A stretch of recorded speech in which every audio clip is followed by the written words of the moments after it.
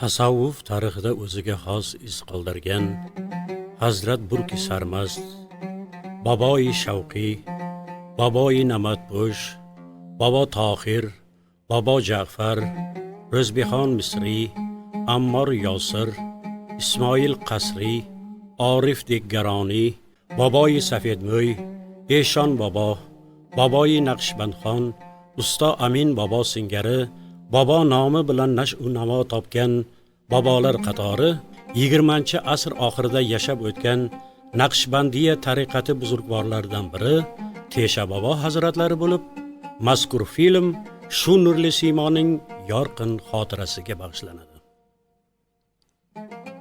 Oshiq qalb.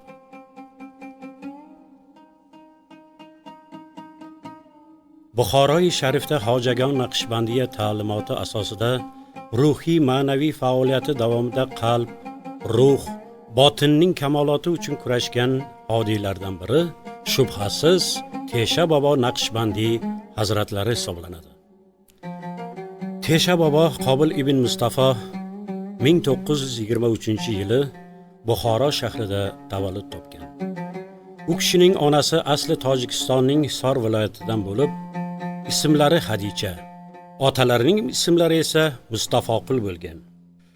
U kishi Buxoro amiri Ahadxon davrida Mir Arab madrasasida sarf nahvu